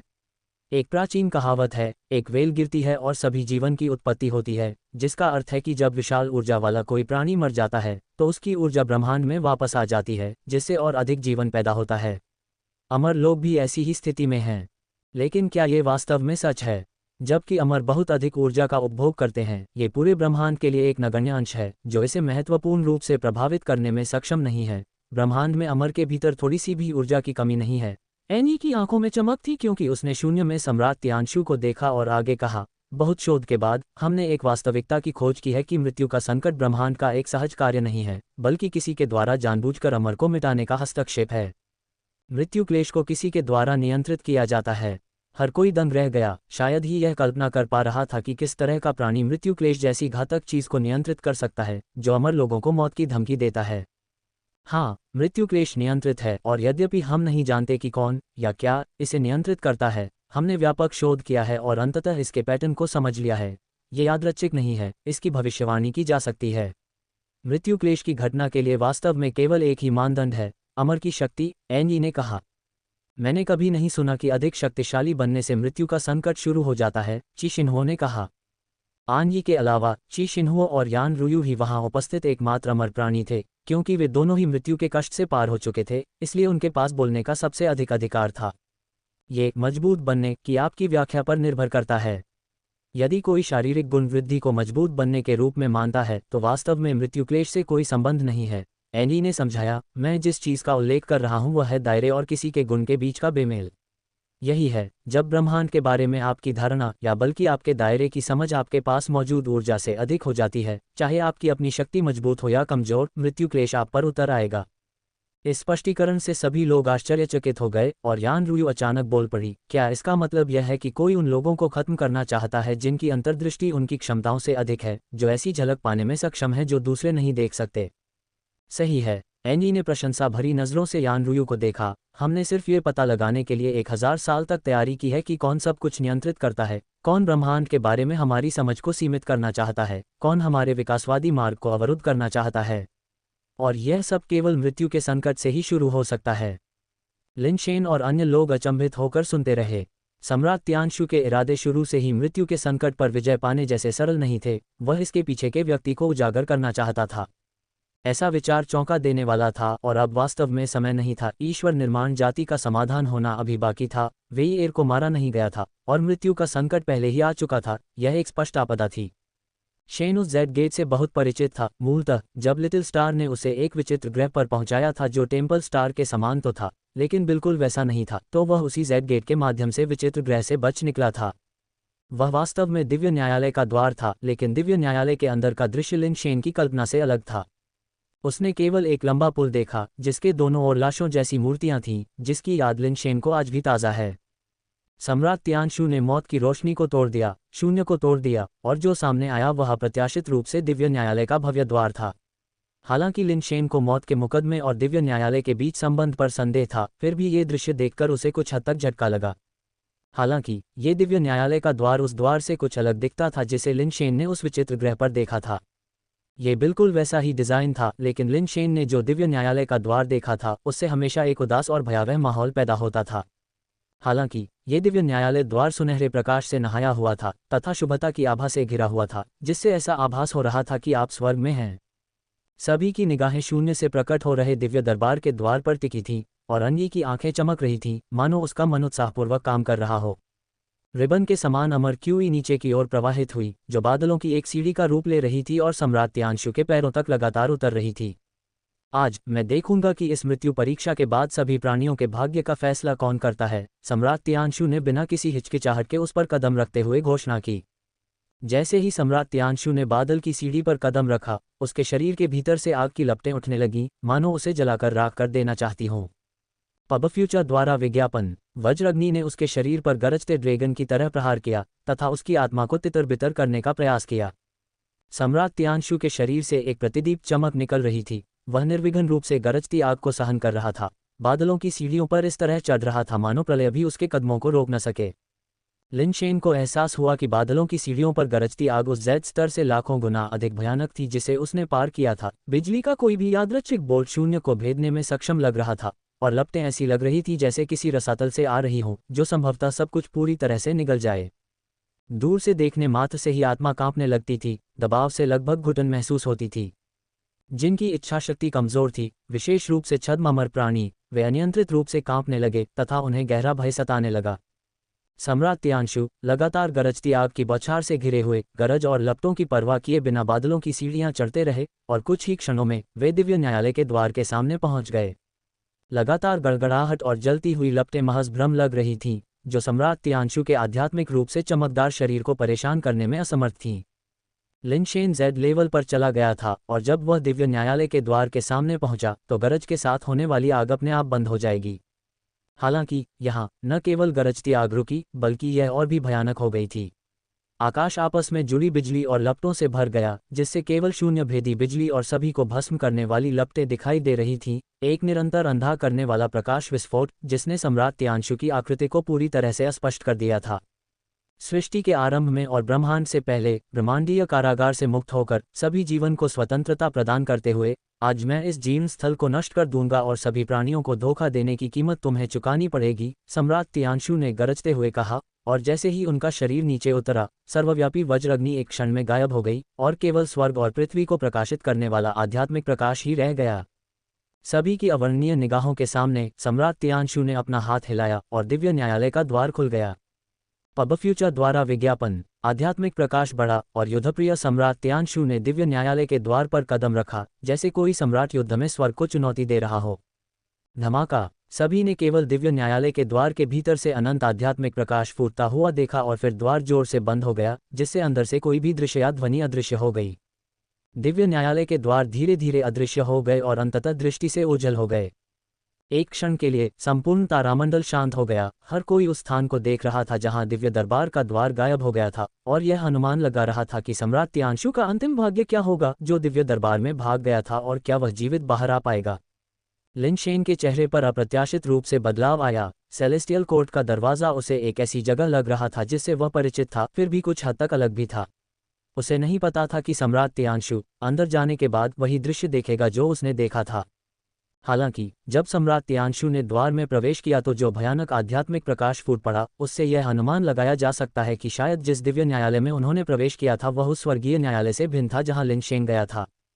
कुछ देर रुकने के बाद वेई एयर ने धीरे से मुड़कर स्काई पिनिकल स्टार के लोगों की ओर देखा और उदासीनता से कहा, जो लोग आत्मसमर्पण करते हैं वे जीवित रह सकते हैं, जो नहीं करते वे मर जाते हैं। जो लोग नहीं मरते, छद्म प्राणी सेना ने दहाड़ते हुए कहा। सम्राट तियानशु शक्तिशाली था, लेकिन अब जब वह स्वर्गीय दरबार में इस बात से पूरी तरह बेखबर होकर प्रवेश कर चुका था कि वह जीवित है या मर चुका है, तो आकाश शिखर तारे में कोई भी ईश्वर निर्माण जाति को नहीं रोक सकता था। यदि आप मारना चाहते हैं तो आइए। तियानजुए की आवाज़ उसकी आभा में ठंड से भी अधिक ठंडी थी, क्योंकि वह वेई एयर पर हमला करने के लिए आगे बढ़ा। मधुमेह को अब और अपने ऊपर हावी न होने दें। कनाडा से जुड़ी फिल्म ये राज जानकर यकीन नहीं कर पाएगी। तुम्हारा प्रतिद्वंद्वी मैं हूँ। एक उग्र अग्नि तूफान ने तियानजुए को रोक दिया और एक बार फिर आग और बर्फ की लड़ाई शुरू हो गई। वह कमीना तियानशु अपने पीछे इतनी गंदगी छोड़ गया। तियानजियो वेये की ओर उड़ गया। एनी घायल हो गया था और सम्राट तियानशु दिव्य दरबार में भाग रहा था। शायद दिव्य जाति में एकमात्र व्यक्ति जो वेयेर का सामना करने में सक्षम था वह था। इससे पहले कि तियानजियो वेये तक पहुंच पाता, उसने वेये की आंखों से प्रकाश की एक अजीब किरण निकलती देखी। तियानजियो की चमक ऐसी थी जैसे वह टेलीपोर्ट हो रहा हो। वह वेयेर की आंखों से आ रही प्रकाश किरण से बच रहा था। फिर उसे तुरंत एहसास हुआ कि कुछ गड़बड़ है और वह किरण के अंत की ओर देखने लगा। उसने देखा कि प्रकाश की किरण एक बिंदु पर केंद्रित होकर शून्य को चीरती हुई एक दरार बना रही है तथा उसमें से खून से लथपथ एक हाथ बाहर निकला हुआ है। सभी के चेहरे पर मुस्कान आ गई और किसी ने आश्चर्य से कहा, लाल भूत। लाल भूत, जिसे अंजी ने हताश होकर शून्य में भगा दिया था, किसी तरह से वहां से रेंगकर बाहर आ गया था। वह एक दुष्ट भूत की तरह खून से लथपथ था। जैसे ही वह दरार से बाहर निकला, उसके शरीर पर लहराता खून धीरे धीरे एक कवच में बदल गया और एक रक्त तलवार भी बन गई। लिनशेन को झटका लगा। उसे विश्वास करना मुश्किल हो रहा था कि लाल भूत शून्य से बाहर आने के बाद भी जीवित हो सकता है। भले ही वेई एयर ने उसके लिए एक स्थानिक दरार खोल दी थी, लेकिन ऐसी जगह में एक अमर राजा भी संभवतः लंबे समय तक नहीं टिक सकता था, क्योंकि उनका शरीर शून्य द्वारा मिट जाएगा। लाल भूत को इतने लंबे समय तक शून्य में फेंके रखने के बाद भी वह जीवित था, जो अपने आप में चौंकाने वाली बात थी। लाल भूत की रक्त भरी आंखों को एंगी के ठिकाने की तलाश करते हुए देखकर और तियानजुए मनों पर ताला लगाने के बाद जब वह उस पर हमला करने के लिए तैयार हुआ तो तियानजियू केवल उसे रोक सका। उसने लाल भूत को दुनिया भर में एक बाल की चौड़ाई की स्थानिक तियानशु तकनीक के साथ फंसाया, लेकिन बदले में खुद को लाल भूत से उलझा हुआ पाया। ट्रेजर गॉड ने भी ठंडी सांस ली और तियानजुए मैनर की ओर दौड़ा। यान रूयू, जिसकी चोटें ठीक हो चुकी थीं, ट्रेजर गॉड को रोकने के लिए हवा में तेजी से आगे बढ़ी। ये सबसे अच्छा है। तुम्हें और मुझे अंततः अपने पुराने स्को को निपटाना होगा। एनई को मारने के बजाय खजाना भगवान यान रूयू को मारने के लिए उत्सुक था। एनई ने रक्त अभिशाप दानव और परम सेराफ पर नजर डाली, फिर धीरे से कहा, जाओ अपना मिशन पूरा करो। रक्त अभिशाप दानव और परम सेराफ ने एक दूसरे को देखा और अगले ही पल वे दोनों उछल पड़े और वेया पर हमला करने के लिए शून्य में चले गए। महान वंश की गहरी विरासत। लिन शेन ने मूल रूप से सोचा था कि वह एक विशाल, धरती को हिला देने वाली लड़ाई का गवाह बनेगा। फिर भी रक्त अभिशाप दानव और परम सेराफ, दो अमर राजा स्तर के पालतू जानवरों ने एक साथ वेईएर पर हमला किया, लेकिन वे दोनों को वेईएर द्वारा एक हाथ के सरल ब्लॉक और चकमा के साथ विक्षेपित कर दिया गया और यहाँ तक कि उन्हें शून्य में वापस फेंक दिया गया। ये बस वेईएर और सम्राट तियानशु के बीच युद्ध का एक पुनरावर्तन था। उसने रक्त अभिशाप दानव और परम सेराफ की हर चाल का पूरी तरह से अनुमान लगाया था। वे हमेशा एक कदम आगे रहते थे, जिससे रक्त अभिशाप दानव और परम सेराफ की सभी हरकतें मौत की ओर बढ़ने जैसी लगती थीं, यहाँ तक कि वे सचमुच वेईएर की मुट्ठियों से अपने चेहरे कुचलने की कोशिश करते थे। किसी ने भी यह उम्मीद नहीं की थी कि दिव्य जाति के दो महान संरक्षक पालतू जानवरों को इतनी बुरी तरह से पीटा जाएगा। जब से सेलेस्टियल रेस ने इन दो पालतू जानवरों को हासिल किया था, तब से उन्होंने अनगिनत लड़ाइयों के माध्यम से कई उतार चढ़ाव का अनुभव किया था, फिर भी वे कभी इतने शर्मिंदा नहीं हुए थे जितना कि अब थे। वेईएर ने पहले ही रक्त अभिशाप दानव और परम सेराफ के बारे में डेटा एकत्र किया होगा। यही वजह है कि वह शुरू से ही उनके कार्यों की भविष्यवाणी कर सकता था। उन्हें बहुत कष्ट सहना पड़ेगा, तियान शियाओया ने चिंतित होकर कहा। अन्य लोगों ने भी स्वाभाविक रूप से इस संभावना के बारे में सोचा। आखिरकार रक्त अभिशाप दानव और परम सेराफ बहुत प्रसिद्ध थे और यह अजीब होगा यदि वेईएर ने उनका अध्ययन नहीं किया होता। सम्राट तियानशु जैसी शक्ति के पूर्ण दमन के बिना उनके पास वेईएर के खिलाफ लड़ने की कोई क्षमता नहीं थी। इतने अरबों वर्षों से हमारी जाति ने अन्य धर्म राजा स्तर के पालतू जानवरों को भी प्राप्त किया है, लेकिन केवल वे ही हमारी जाति के संरक्षक पालतू जानवर बन गए हैं। क्या आप जानते हैं क्यों? एनई की कुछ कर्कश आवाज़ सुनाई दी। क्या यह इसलिए है क्योंकि वे अन्य धर्म राजा स्तर के पालतू जानवरों की तुलना में अधिक शक्तिशाली हैं? तियान शियाओया ने एक साधारण व्यक्ति के दृष्टिकोण से उत्तर दिया। आप सही कह रहे हैं, लेकिन इसका एक और कारण है जो आपको जल्द ही पता चल जाएगा, एनई ने कहा। जब एनई बोल रही थी, रक्त अभिशाप दानव और परम सेराफ को एक बार फिर वेईएर द्वारा खदेड़ दिया गया। Ads by PubFuture. उनके शरीर पहले से ही घायल थे, सौभाग्य से। हालांकि वेईएर की शक्ति मजबूत थी, यह अमर प्राणियों की आत्मचिकित्सा क्षमता को रोक नहीं सकी। रक्त अभिशाप दानव और परम सेराफ की चोटें शीघ्र ही ठीक हो गईं, जबकि उनकी पिछली चोटें बिल्कुल भी ठीक नहीं हो सकी थीं। लेकिन इस बार वेईएर पर फिर से हमला करने के बजाय रक्त अभिशाप दानव और परम सेराफ पूरी गति से एक दूसरे की ओर दौड़े। टकराना। शून्य में एक लाल और एक सफ़ेद प्रभामंडल टकराया। लाल और सफ़ेद प्रकाश एक विशाल आतिशबाजी की तरह खिल उठा। कई लोगों ने सोचा कि रक्त अभिशाप दानव और परम सेराफ वेईएर की कुछ तकनीक से प्रभावित हो सकते हैं, जिसके कारण वे आपसी विनाश के लिए एक दूसरे के खिलाफ लड़ाई में बदल गए। लेकिन जब आतिशबाजी जैसी रोशनी बिखरी, तो शून्य में लाल शाप पैटर्न से ढका एक सेराफ दिखाई दिया। उसमें रक्तशाप दानव और परम सेराफ दोनों की विशेषताएं थीं, फिर भी वह दोनों से अलग था। और उसके प्रकट होने के साथ ही रक्तशाप दानव और परम सेराफ गायब हो गए। उसके शरीर पर एक साथ अभिशाप श्रृंखला और प्रकाश श्रृंखला दोनों का कानून उतार चढ़ाव था, और उन दो प्रकार के उतार चढ़ाव लगभग एक में विलीन हो गए थे, जो साधारण लोगों के लिए अप्रभेद्य थे। लिन शेन और अन्य लोग उस प्राणी को देखकर चौंक गए। शायद उन्होंने अनुमान लगाया कि ये दो पालतू जानवरों का मिश्रण है, लेकिन उन्हें यह नहीं पता था कि वास्तव में वे एक साथ कैसे विलीन हुए। हालांकि रक्त अभिशाप दानव और परम सेराफ अलग अलग श्रृंखलाओं से संबंधित हैं, जिनमें अलग अलग जन्मजात क्षमताएं, निर्वाण की शक्ति और कानून शक्ति हैं, उनके जीवन आधारों में एक समान जन्मजात क्षमता है। कब्जा। हमारे पूर्वजों ने लगातार अध्ययन और प्रयोग किया है, और अनगिनत पीढ़ियों के प्रयास के बाद अंततः उनके जीवन आधारों की इस विशेषता का उपयोग करके उन्हें एक में मिला दिया, जिससे वे द्वैत प्रकाश और अभिशाप श्रृंखला के धर्मराजा में परिवर्तित हो गए। परम रक्त देवदूत। एनई की आवाज़ कोमल थी, लेकिन कोई भी उसमें गर्व सुन सकता था। लिन शेन को अपने दिल में ठंडक महसूस हुई। अब उसे पूरी तरह से एहसास हो गया कि किसी को भी महान दौड़ की गहराई को कभी कम नहीं आंकना चाहिए। सम्राट तियानशु शांति के साथ मृत्यु आपदा का सामना करने में सक्षम थे और दिव्य न्यायालय में लापरवाही से हमला करने में सक्षम थे, क्योंकि दिव्य जाति का आधार काफ़ी शक्तिशाली था। अन्यथा मृत्यु आपदा और दिव्य न्यायालय के दबाव में भी सम्राट तियानशु ने पहले भगवान बनाने वाली जाति से निपटा होता। Ads by PubFuture. परम रक्त देवदूत वेईएर के सामने शून्य में तैर रहा था, जिसकी आंखें ऐसे चमक रही थीं मानो वह अपने सामने मौजूद प्राणी का व्याकुलतापूर्वक विश्लेषण कर रहा हो। उसके पास रक्त अभिशाप दानव और परम सेराफ के बारे में जानकारी थी, लेकिन उसके पास परम रक्त देवदूत के बारे में कोई जानकारी नहीं थी और उसने तुरंत कार्रवाई नहीं की। परम रक्त देवदूत ने वेया को ठंडी निगाह से देखा, मानो वह रक्त के रंग के प्रकाश कणों से बनी रक्त के रंग की प्राचीन पुस्तक हो। इस रक्त रंग की प्राचीन पुस्तक जीवन आधार के प्रकट होने के साथ परम रक्त दूत ने अपने 6 रक्त पंख फैलाए, प्रार्थना में हाथ जोड़े और रहस्यमय शब्दांशों का उच्चारण किया। मंत्रोच्चार के बीच रक्तवर्णी प्राचीन पुस्तक भी धीरे धीरे खुली और उसमें से रक्तवर्णी चमक निकलने लगी। पृष्ठ दर पृष्ठ रक्त रंग की प्राचीन पुस्तक खुली और वेया के शरीर के भीतर रक्त प्रकाश की किरणें प्रकट हुईं, जैसे कि कई रक्त तलवारें उसके शरीर के भीतर से छेद कर गई हों। रक्त तलवारें कहीं से भी प्रकट होकर लगातार वेया के शरीर को छेद रही थीं, और जैसे जैसे मंत्रोच्चार जारी रहा, अधिक से अधिक रक्त तलवारें उस पर प्रकट होने लगीं। उसकी भुजाओं, पैरों और धड़ में विभिन्न रक्त तलवारों ने छेद कर दिया था, जिससे वह शून्य में एक्स के आकार में फंस गया था। उसके शरीर के सभी प्रकार के क्रिस्टलीय अवयव रक्त तलवारों के छेद से नष्ट हो गए थे, जिससे उसके शरीर में बिजली और प्रकाश प्रवाहित होने लगा था। ये बहुत शक्तिशाली है। इतनी मजबूत इकाई होने के नाते इसे पहले इस्तेमाल किया जाना चाहिए था। इतनी कड़ी लड़ाई नहीं करनी पड़ती। लिनशेन ने देखा, स्तब्ध, क्योंकि परम रक्त एंजल की क्षमता अजेय लग रही थी, सचमुच बचने का कोई मौका नहीं छोड़ रही थी। यह इतना आसान नहीं है। हालांकि कई पीढ़ियों ने इस पर शोध किया है, लेकिन अंत में वे एक ही श्रृंखला के प्राणी नहीं हैं।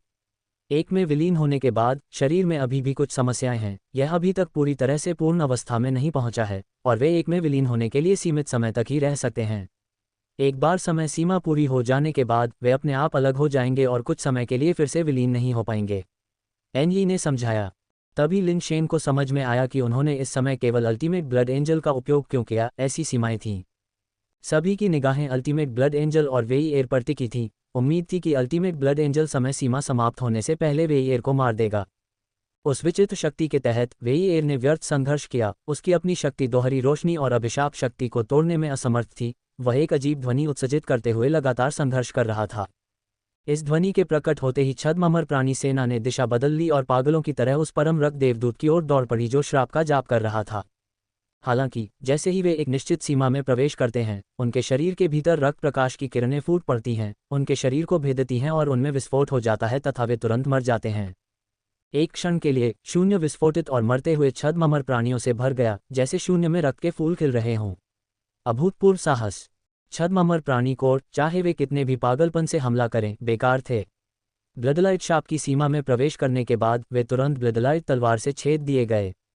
हालांकि छद्ममर प्राणी सेना ने फिर भी निर्भयतापूर्वक हमला किया, जिससे एक क्षण में ही अनगिनत लोग हताहत हो गए तथा अज्ञात संख्या में छद्ममर प्राणी मारे गए। बहुत शक्तिशाली। वह अकेले ही पूरी दुनिया को नष्ट कर सकता है। तियान शियासोंग आश्चर्यचकित था, लेकिन अन्य लोग उससे अधिक आश्चर्यचकित नहीं थे, क्योंकि हर कोई अच्छी तरह जानता था कि ऐसी शक्ति का उपयोग करने के लिए कुछ कीमत चुकानी पड़ेगी। आमतौर पर इसके लिए ऊर्जा की कीमत चुकानी पड़ती है। ब्लड एंजल बहुत शक्तिशाली है। वह कई छद्ममर प्राणियों को तुरंत मार सकता है, लेकिन अगर ब्लड एंजल को इसके लिए बहुत अधिक ऊर्जा खर्च करनी पड़े तो क्या उसकी समय सीमा कम हो जाएगी? यह एक गंभीर चिंता का विषय था। इस बिंदु पर वे केवल यही उम्मीद कर सकते थे कि रक्त देवदूत विघटित होने से पहले वेईएर को मार सके, अन्यथा यह अभी भी परेशानी भरा होगा। रक्तिम तलवारों की धाराएं लगातार वेईएर के शरीर में घुस रही थीं। ऐसा लग रहा था जैसे वे उसके शरीर को पूरी तरह से चकनाचूर कर देंगी। वेईएर का शरीर टूटने के कगार पर लग रहा था। उसकी खोपड़ी पहले से ही कई रक्त प्रकाश तलवारों से छेदी जा चुकी थी, लगभग फटने वाली थी। लेकिन अचानक रक्त देवदूत का शरीर लाल और सफ़ेद के बीच चमकने लगा। उसका चेहरा रक्त अभिशाप दानव और परम सेराफ के बीच टिमटिमाने लगा, जैसे कि किसी खेल में कोई गड़बड़ी हो गई हो। अरे, ब्लड एंजल अब टिक नहीं पा रहा है। वेईएर की आत्मघाती रणनीति काम कर रही है, ची शिनहुओ ने चिंतित होकर कहा। एड्स बाय पब फ्यूचर, एनयी ने धीरे से आह भरी। आखिरकार ये सही नहीं था। ऐसा कहते हुए एनयी ने अपना हाथ आर्मरेस्ट पर रखा और खड़े होने की तैयारी करने लगा। इससे पहले कि एनयी खड़ी हो पाती, सभी ने अचानक लिनशेन को आसमान में उड़ते हुए देखा, वेईएर की ओर दौड़ते हुए, जिसे रक्त प्रकाश तलवारों द्वारा शून्य में पिन किया गया था। दिव्य जाति बहुत दुखी हुई। लिनशेन ने ऐसे समय में सब कुछ होने के बावजूद खड़े होने का साहस किया। ये कुछ ऐसा था जो उनकी दिव्य जाति को करना चाहिए था। फिर भी ये लिनशेन था जो किसी अन्य जाति से था जिसने इसे पहले किया। इस समय लिनशेन की चाल स्पष्ट रूप से एक घातक प्रहार करने की थी, जबकि रक्त देवदूत अभी तक विघटित नहीं हुआ था और वेईएर अभी भी रक्त प्रकाश तलवारों द्वारा जकड़ा हुआ था। यह एक बहुत ही जोखिम भरा काम था। वेई एयर ब्लडलाइट शाप के तहत इतने लंबे समय तक टिक सकता था। उसकी अपनी क्षमताएं निस्संदेह मजबूत थीं और कोई नहीं जानता था कि उसके पास कोई जीवन रक्षक चाल है या नहीं। लिन शेन का दौड़कर आना, ऐसा प्रतीत होता है कि उसे बस एक घातक प्रहार करने की आवश्यकता थी, वास्तव में एक बड़ा जोखिम उठाना था। यदि यह इतना आसान होता तो कोई पहले ही दौड़कर आ गया होता। सभी ने देखा कि लिन शेन का शरीर शून्य में प्रवेश कर गया और उनके दिलों में एक अजीब सी दुखद भावना उमड़ रही थी। यहाँ तक कि एंजी भी दंग रह गया। उसने उम्मीद नहीं की थी कि लिन शेन, एक बाहरी व्यक्ति, इस समय सेलेस्टियल रेस के लिए हमला करने के लिए अपनी जान जोखिम में डालने की हिम्मत करेगा। यहाँ तक कि स्वर्गीय लोग, जो आमतौर पर अन्य जातियों को अस्वीकार करते थे, अब लिन शेन के बारे में मिश्रित भावनाएं रखने लगे। कई दिव्य प्राणी, जो अमर थे, उन्होंने वह करने का साहस नहीं किया था जो लिन शेन अब कर रहा था। सफलता मिले या नहीं, वे अब लिन शेन को अन्य जातियों के एक साधारण सदस्य के रूप में नहीं देख सकते थे। Ads by PubFuture. एनी धीरे से खड़ा हुआ और अपने आप से बुदबुदाया, अगर वह भी अपनी जान जोखिम में डालने को तैयार है, तो मुझे अपनी जान देने में क्यों हिचकिचाहट होनी चाहिए। अनगिनत ज्वलंत निगाहें लिन शेन पर टिकी थीं, लेकिन लिन शेन उस समय अंदर ही अंदर चिल्ला रही थी, क्या बकवास है। कौन मेरे साथ खिलवाड़ कर रहा है? किसने मुझे यहाँ से बाहर धकेल दिया? जबकि लिन शेन भी वेइया को मारना चाहता था और उसकी कमजोरी का फायदा उठाना चाहता था, वह अच्छी तरह से जानता था कि जोखिम बहुत बड़ा था। उसकी अपनी ताकत भी वेइया के शरीर को भेद नहीं सकती थी। शायद उसे फायदा उठाने का मौका भी नहीं मिलेगा और यह सिर्फ मौत की सजा हो सकती है। इसलिए वह झिझक रहा था, अभी भी इस बात पर अनिर्णित था कि जोखिम उठाया जाए या नहीं। वह अचानक इतना बहादुर बन गया और शून्य में भाग गया। इसका कारण उसकी अपनी इच्छा नहीं थी, बल्कि इसलिए था क्योंकि उसे एक अज्ञात शक्ति द्वारा बाहर धकेल दिया गया था। लिन शेन ने इस बल से मुक्त होने के लिए अपनी ताकत जुटाई, लेकिन उसे यह असंभव लगा। उसने पाया कि उसके शरीर पर शून्य रेखाएं प्रकट हो गई थीं। ये शून्य रेखाएं उसके शरीर से जुड़ गईं तथा उसके शरीर को उसकी इच्छा के विरुद्ध गति करने के लिए मजबूर कर दिया, जिससे उसका खुद पर कोई नियंत्रण नहीं रह गया। इस समय लिन शेन एक कठपुतली की तरह थी, जिसे जबरदस्ती शून्य में खींच लिया गया था। क्या हो रहा है? मेरे ऊपर ये शून्य रेखाएं क्यों हैं? कौन मेरे साथ खिलवाड़ कर रहा है? क्या ये दिव्य दरबार के प्राणी हैं? या अब जब बात इस बिंदु पर आ गई थी, तो पीछे हटना अब संभव नहीं था। लिन शेन केवल अपनी ताकत जुटा सकता था, उम्मीद कर रहा था कि वह एक ही वार कर सके, शायद वह वास्तव में लाभ उठा सके। लेकिन उसकी उड़ान की गति थोड़ी धीमी लग रही थी और इससे पहले कि वह उसके हमले की सीमा में आ पाता, ब्लड एंजल पहले ही बिखर चुका था। रक्त देवदूत के विघटन के साथ ये रक्त अभिशाप दानव और परम सेराफ में वापस आ गया और उसके सामने रक्त रंग का प्राचीन पुस्तक जीवन आधार भी दो भागों में विभाजित हो गया। पवित्र प्रकाश और अनगिनत रक्त रंग के अभिशाप स्क्रिप्ट के साथ संघनित पुस्तक बन गई, जो क्रमशः रक्त अभिशाप दानव और परम सेराफ की ओर उड़ रही थी। From the web, powered by Zergnet, Tiffany Trump's dramatic transformation has everyone shook. What Joe Jonas really heard Sophie Turner से ऑन द रिंग कैमरा। रक्त प्रकाश तलवार भी उसी समय गायब हो गई। वेइया के अंदर की रक्त प्रकाश तलवार गायब हो गई, उसका शरीर अविश्वसनीय गति से स्वयं ठीक हो गया। इस समय लिन शेन शर्मनाक तरीके से वेई एयर की ओर उड़ रहा था। दूसरों को लिन शेन का कृत्य मौत को गले लगाने जैसा दुखद कृत्य प्रतीत हुआ, जिसके कारण दिव्य जाति के कई लोगों में एक अजीब सी भावना उत्पन्न हुई। ये जानते हुए भी कि यह मृत्यु है, फिर भी निडर, यद्यपि बहुत बुद्धिमान नहीं, ऐसा व्यक्ति हमारी जाति का मित्र बनने के योग्य है। लिन शेन इस तरह से मरने की बजाय सेलेस्टियल रेस का दोस्त बनना पसंद नहीं करेगा, लेकिन उसका अपने शरीर पर कोई नियंत्रण नहीं था। आंजी पहले से ही अपनी आखिरी ताकत का इस्तेमाल करने, दिव्य जाति के लिए अंतिम बलिदान देने के लिए तैयार था। लेकिन लिन शेन की आकृति अचानक रुक गई। शून्य में खड़ी होकर वेई एयर का सामना किया। क्या तुम भी मुझे मारना चाहते हो? वेई एयर की शांत आवाज में अप्रत्याशित रूप से हल्का भाव था। बेशक यह कोई खूबसूरत भावना नहीं थी, बल्कि आश्चर्य, भ्रम और ज्ञान से भरी हुई थी। वेई एयर समझ सकता था कि सम्राट तियांशु उससे लड़ रहा है, वह समझ सकता था कि रक्त देवदूत युद्ध में प्रवेश कर रहा है, वह ये भी समझ सकता था कि दिव्य जाति के अमर लोग तेजी से उसकी ओर आ रहे हैं, वह ये सब समझ सकता था। अन्य जातियों से आया हुआ ऐसा प्राणी, जो विशेष रूप से शक्तिशाली नहीं था, उसे मारने के लिए अकेले ही उस पर आक्रमण करने का साहस कर सकता था। यह बात उसे वास्तव में चकित कर गई। लिन शेन वास्तव में उसे बताना चाहता था, वह उसे मारने नहीं आया था, यह कोई था जिसने उसे जबरदस्ती यहाँ से धकेल दिया था। दुख की बात यह है कि वह बोल भी नहीं सका, बल्कि अनियंत्रित रूप से अपना हाथ उठाकर वेई की ओर मध्यमा उंगली दिखा दी। लिन शेन का चेहरा थोड़ा हरा हो गया, मानो उसे मरते देखना ही काफी दुखद नहीं था। इस इशारे ने और भी अधिक शत्रुता को आकर्षित किया। इस इशारे के पीछे के अर्थ को स्पष्ट रूप से समझते हुए वेई एयर की आंखों में एक चमक दिखाई दी और उसका आंकड़ा तुरंत एक शिफ्ट की तरह टेलीपोर्ट हो गया। लिन शेन के सामने प्रकट हुआ और हथेली से प्रहार किया। लिन शेन को टुकड़ों में उड़ाने का इरादा किया। लगभग उसी क्षण जब वेई एर ने अपनी हथेली से प्रहार किया, लिन शेन ने भी अपनी हथेली से उसका जवाब दिया, उनके हाथ शून्य में एक साथ तक